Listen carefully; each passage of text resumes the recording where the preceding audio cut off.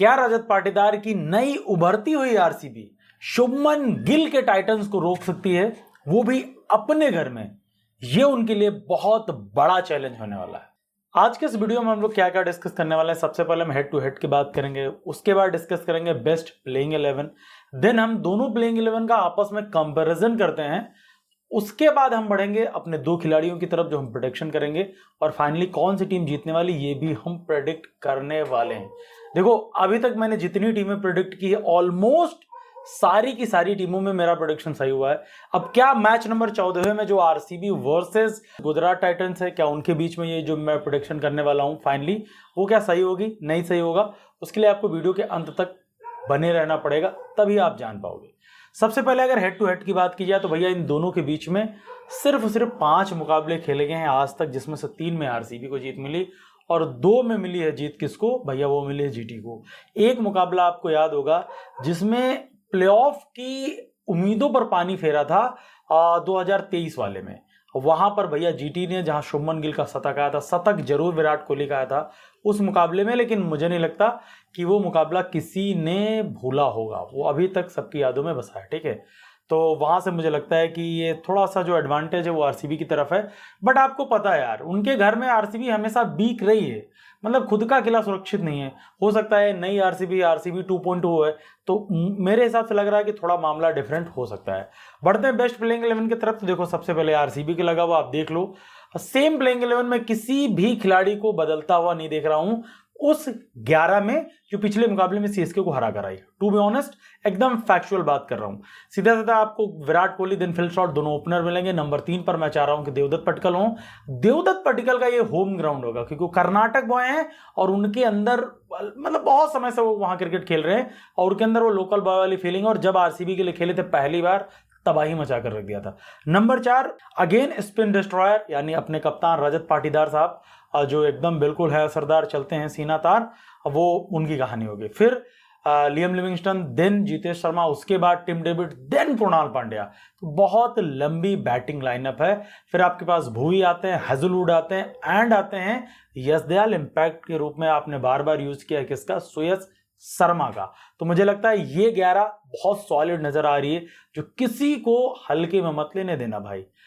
ये ऐसी 11 है जो किसी को कहीं पर घर में घुस के तुम्हारी रही है, अपने गढ़ में भी कोई को शायद टिकने ना दे, ये मुझे गट फील आ रही है।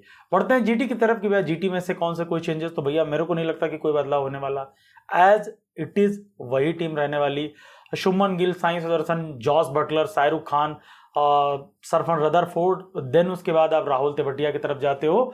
और अगर आपको लग रहा है तो भैया आप वॉशिंगटन सुंदर का यूज करो, राशिद खान, साई किशोर, देन आपके पास जो 4 के 4 फास्ट बॉलर आते हैं, वो इम्पैक्ट के रूप में भी आप ले सकते हो।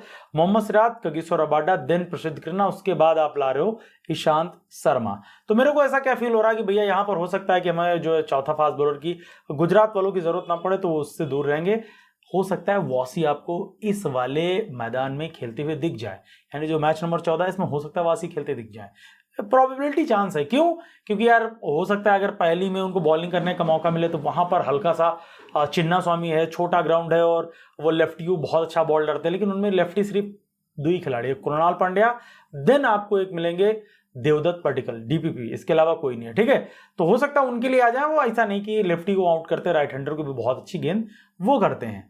अब देखो आ जाते हैं मैन टू मैन मार्किंग पे। ठीक है, ओपनिंग दोनों की मैं एकदम कंफर्टेबल फील कर रहा हूं दोनों की। हाँ, थोड़ा सा मुझे लगता है कि फिल शॉट वाली यानी आरसीबी वाले में ज्यादा है, क्योंकि वहां पर विराट कोहली तो इधर शुभमन गिल, दोनों को एक सिमिलर रख रहा हूं, लेकिन जो इंपैक्ट फिल शॉट डालते हैं वो शायद साई सुदर्शन नहीं डाल पाते। उसका रीजन सिर्फ इतना है कि साई सुदर्शन थोड़ा टाइम लेते हैं और फिल शॉट पहली गेंद से ही वाह वाह वाह वाह तबाही मचाते हैं। ठीक है, उसके बाद आ जाओ नंबर 3 पर, तो उधर देवदत्त पडिक्कल, इधर जॉस बटलर, एकदम इक्वल है।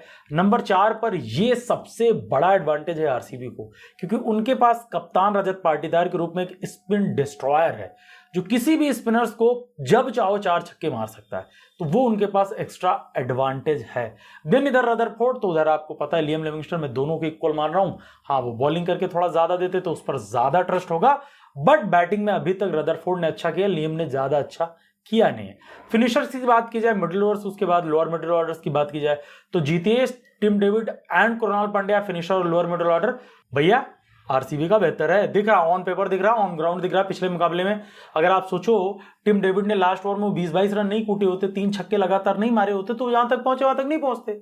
तो भैया वो बेहतर है। और जब चेन्नई जैसे बड़े ग्राउंड पे वो हॉक सकते हैं, किसी को पेल सकते हैं, तो चिन्ना स्वामी तो छोटा है, उनका पुराना ग्राउंड है। और अगर लपेटे में कोई आ गया, हत्थे चढ़ गया टिम डेविड के, तो ये बंदे 5-6 छक्के मारने वाला है, डेफिनेटली आप लिख लो। अगर वहीं बात की जाए कि भैया अब स्पिन में कौन आता है, तो देखो आपको पता है कि इधर साइड कौन आएंगे, Krunal Pandya then Suresh Sharma.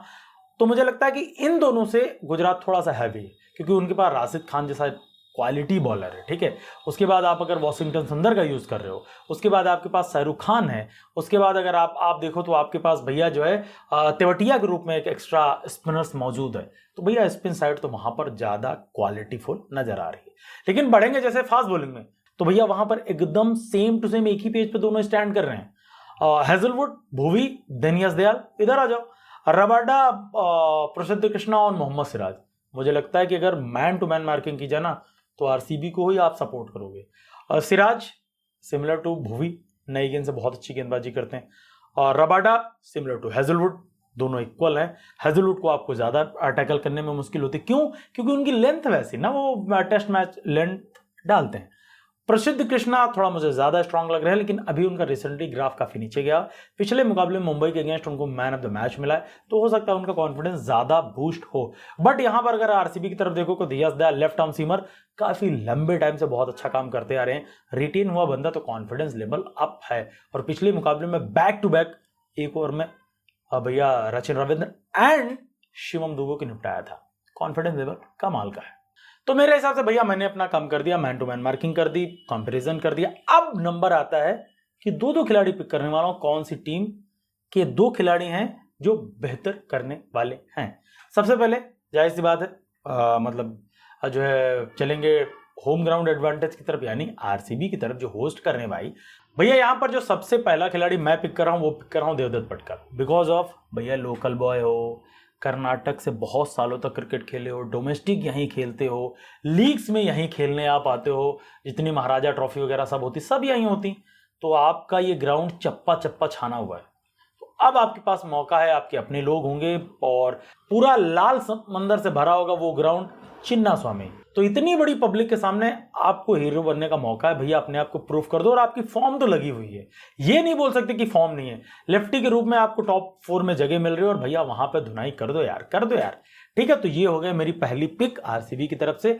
Second pick की तरफ बढ़ता हूं, तो मुझे लगता है वहां पर मैं दूसरे खिलाड़ी की तरफ देख रहा हूं, वो कौन है? भुवनेश्वर कुमार।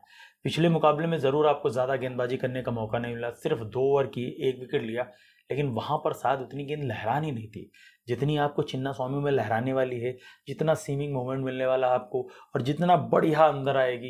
यही मौका है, छोड़ दो छाप। ठीक है, अब चलते हैं भैया गुजरात की तरफ। वहां पर 2 खिलाड़ी पिक कर रहा हूं। पहला खिलाड़ी किसी को शक नहीं होना चाहिए, वो है मोहम्मद सिराज। बिकॉज ऑफ भैया अपनी फॉर्मल टीम के अगेंस्ट खेल रहे हैं। 7 सालों का रिश्ता था आरसीबी वालों के साथ, और गाना गा रहे होंगे ठुकरा के मेरा प्यार इंतकाम देखोगे। अब इंतकाम दिखाने का मौका आ रहा है।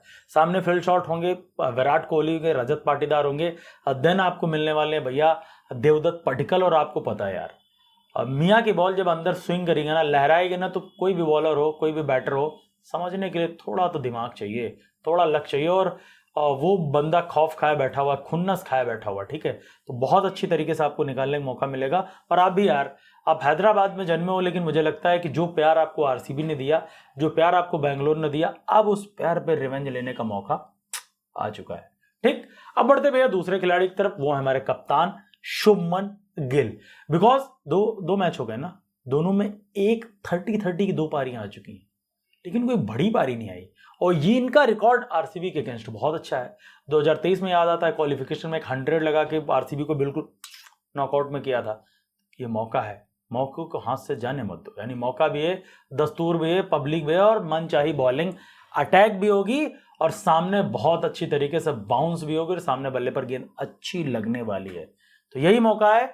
दोनों खिलाड़ी, 2 खिलाड़ी हमने पिक कर लिया। अब मैं किसकी तरफ थोड़ा सा शिफ्ट हो रहा हूं भैया, मैं इसमें नाम नहीं डिक्लेयर करने वाला हूं। दोनों अपने पेस पर खेलेंगे, जो खेलेगा वो जीतेगा। बस अब आपको क्या लग रहा है, कौन सा जीत रही टीम, सीधा कमेंट में बता दो। अगर आप भी टी शर्ट के बारे में कुछ सोच रहे हो, कोई इंक्वायरी चाह रहे हो, तो डिस्क्रिप्शन बॉक्स में एक लिंक मिल जाएगा मीशो एंड फ्लिपकार्ट का, आप वहां पर जाकर के अपने लिए बेहतर आईपीएल टी शर्ट देख सकते हो। पसंद आए तो बिल्कुल परचेज करो, देन आप फीडबैक के रूप में वहां पर अपना एक्सपीरियंस जरूर शेयर करना। हम मिलते हैं आपको एक नए वीडियो के साथ, तब तक के लिए जय हिंद।